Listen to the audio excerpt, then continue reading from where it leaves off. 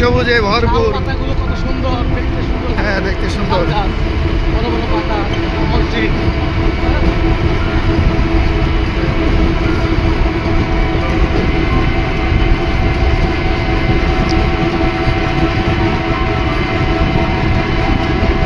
লিচু গাছ, আম গাছ, বিদ্যানিকেতন।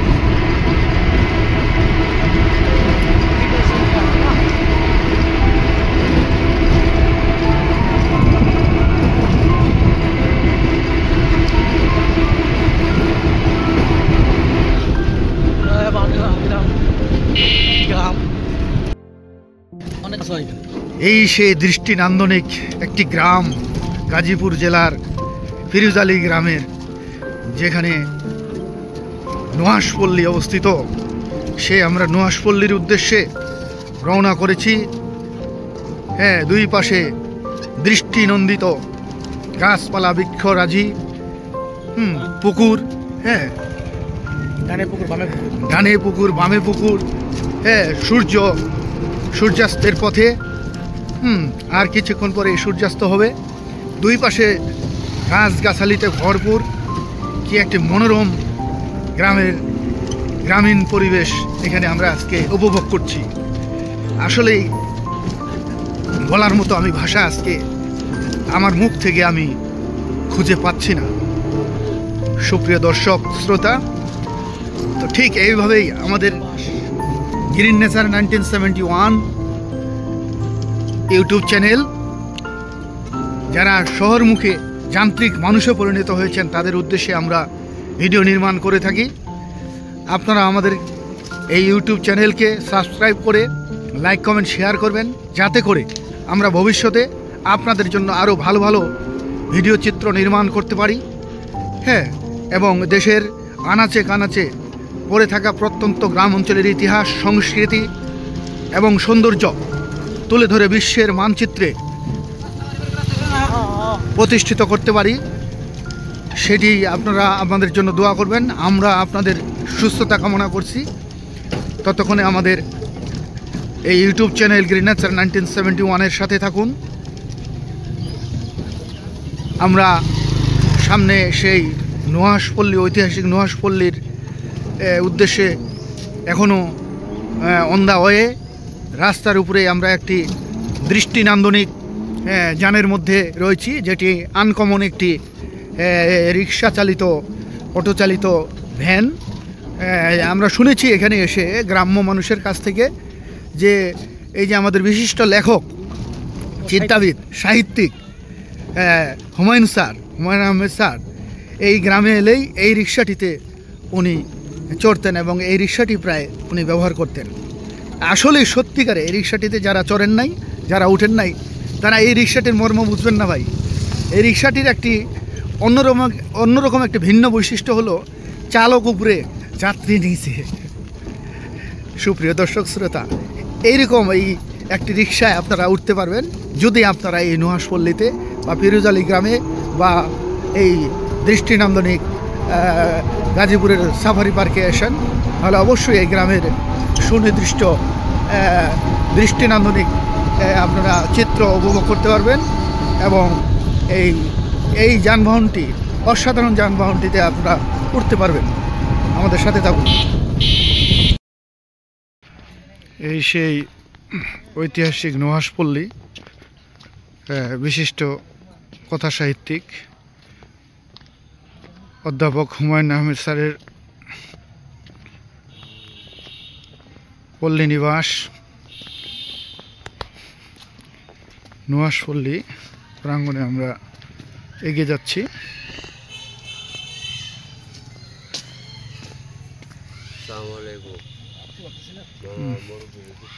সেই বিশাল শালবাগানের গহীনে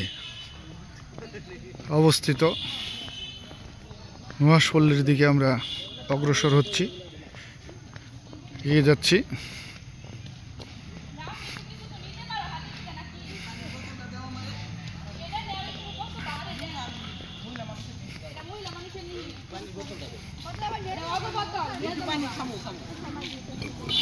দুই পাশে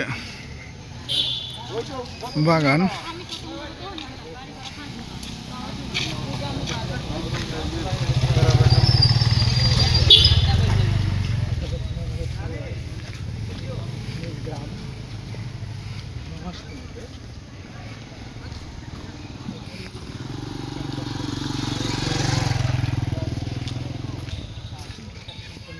নান্দনিক গ্রাম,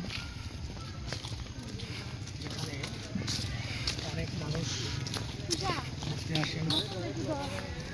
অধ্যাপক হুমায়ুন আহমেদ স্যারের প্রিয় অঙ্গন, জন্মভূমি সেই নুহাশপল্লীতে। জন্মভূমি না, এখানে তার সমাধি। জন্মভূমি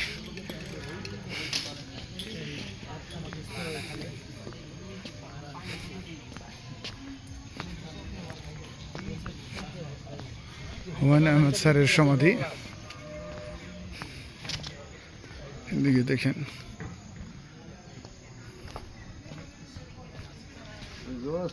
আমরা নুহাশপল্লীর প্রবেশের কিছু নিয়মাবলী।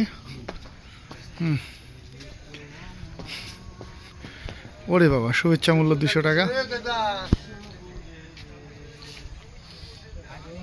এখানে বিস্তারিত নিয়ম কানুন আছে প্রবেশের।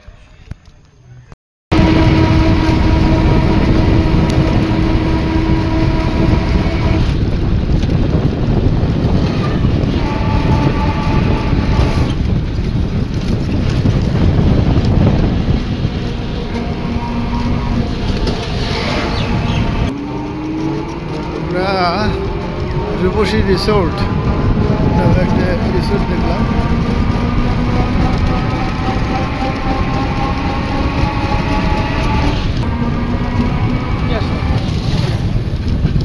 নুহাশপল্লী চলে আসলাম।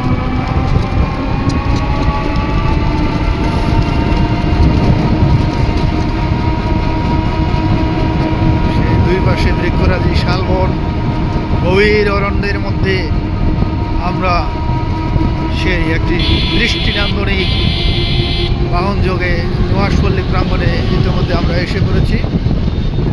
হ্যাঁ, এই আমরা নুহাশপল্লীতে এসেছি। এই যে এখানে দেখেন, আমরা এখানে নুহাশপল্লী জায়গাটি দেখা যাচ্ছে।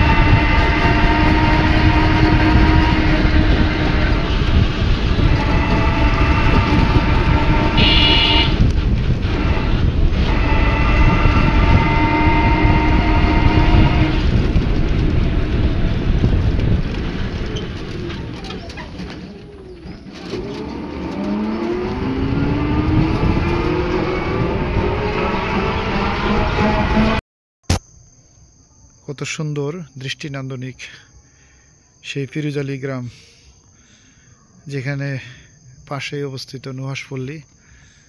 হ্যাঁ, বিশিষ্ট কথা সাহিত্যিক, লেখক, গবেষক হুমায়ুন আহমেদ স্যারের সমাধির পাশেই বিশাল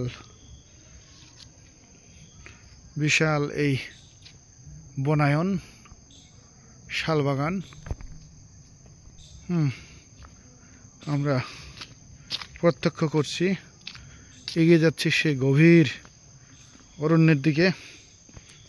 হ্যাঁ, আসলে প্রকৃতির ভিতরে প্রবেশ না করলে প্রকৃতির রহস্য, এর সৌন্দর্য এবং দৃষ্টিনান্দনিক সৌন্দর্য উপলব্ধি করা সম্ভব হয় না। কারণ প্রকৃতি বলে দেয় নীরবতা, প্রকৃতি বলে দেয় পরিবেশের কথা।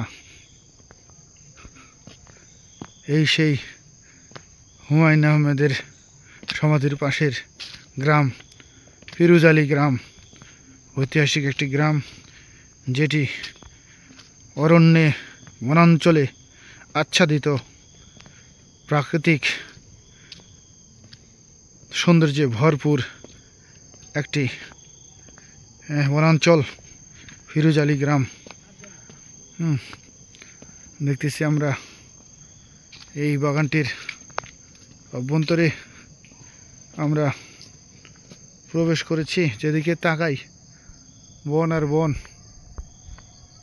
বন আর বন, হ্যাঁ বন আর বন।